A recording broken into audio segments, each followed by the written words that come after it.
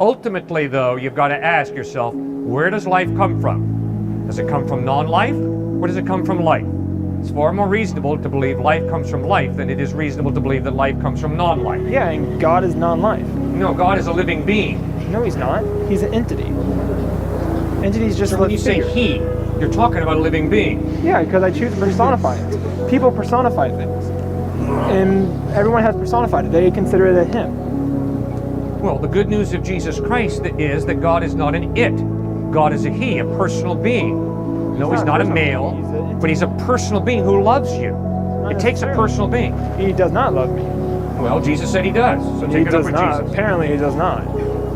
Why do you say God doesn't love you? Because of what has happened in my life. Okay, good.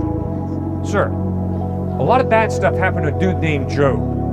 But Job made a very wise decision. Yeah, Job kept believing in God, and then God rewarded him, but Job was kind of stupid. No, Job was very smart, because Job understood life is unfair. And you're right, sir, life has been unfair to you. Yeah, I wouldn't say no, it has not been unfair to me. It has made me the person who I am, and I appreciate that. But it hasn't been easy, I can tell you that. It's just been a little bit harder than other people. You see, what Job understood was life is unfair, but God is fair.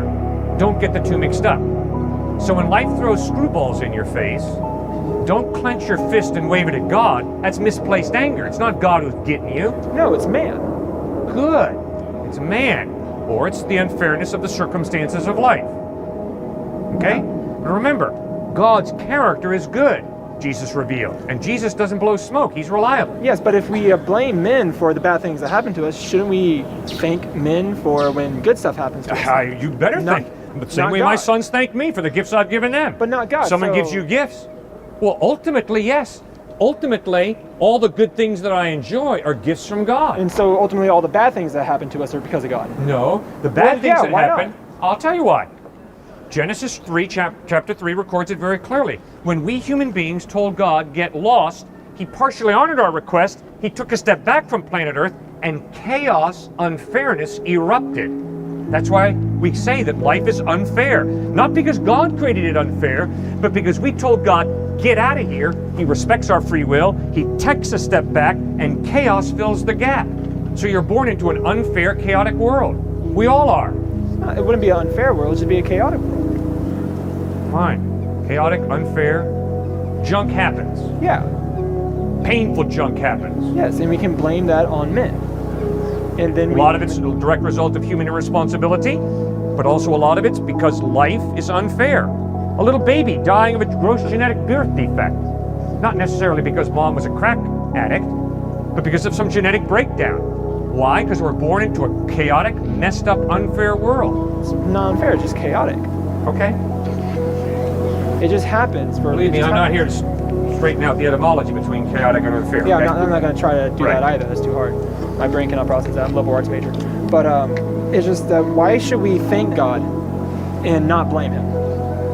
Because he gave us good gifts. One of those good gifts was a free will. And when we human beings abused our free will, there were horrible consequences. Okay. Life broke down. But why would he give us that? What good question. Ultimately, I do not know why God chose to create us with free will. He didn't consult me, obviously, when he chose to do that. But to the best of my thinking, my understanding is the only way love can be real is if there's free will. If there's no free will, there ain't no such thing as love. Okay, and what do you define love as? Love is a genuine desire to work for your success, for your well-being, to benefit you. Okay. And if I don't have free will, I cannot choose to benefit you. I cannot choose to help you. I mean, I do what I do because I'm programmed if I'm a machine. But if I have a free will, I can choose to help you or I can choose to hurt you. Okay, but like saying that love is to just make someone succeed. Like, to help someone succeed. To help someone succeed. So like you were saying, like that, we could take it like a step back to like Hitler era. Yes. And then like everyone who was doing all the stuff for Hitler, murdering all the people and stuff like that, every one of those people loved Hitler. Well, yeah, they followed him, unfortunately, yes. They followed him, but did they love him? I mean, they were trying to make him succeed, but is that love? But I don't think everybody who was a Nazi loved Hitler. Yeah. But yeah, some people loved him. Yes. Some people did, but Yeah. some people didn't. Some people were forced to, but they still helped him succeed. And by helping him succeed, they love him. In that sense, yes. But then love is a very abstract thing. Love is you can make someone succeed just for like power. Good point. Also, you can love for like pleasure and passion. Yep.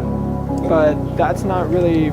It's a certain free will for like pleasure and passion, but for like success in life, everybody wants success in life. That's like a common goal. We all want to do that.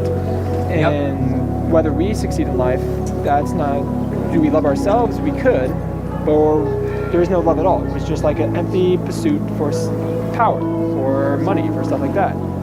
And if we want someone else, it could be empty as well. We just want them to succeed. There's no love involved at all. And so love can't really be free will. Love is just a pursuit. Okay. That's where we disagree. All right. I think if she's been dating you for 2 months, I think that if she's told you, I love you, and your father called you up tonight and told you that he's been paying her $1,000 a week to, quote, love you, I think you'd be a little bummed out. Not necessarily. Not necessarily? Okay, good. She could have bought You're me being something. consistent. I think it's scary. But You wouldn't be bummed out if your dad called you up tonight and said, son, I've been paying her $1,000 a week to love you. I think that something's broken in you really bad.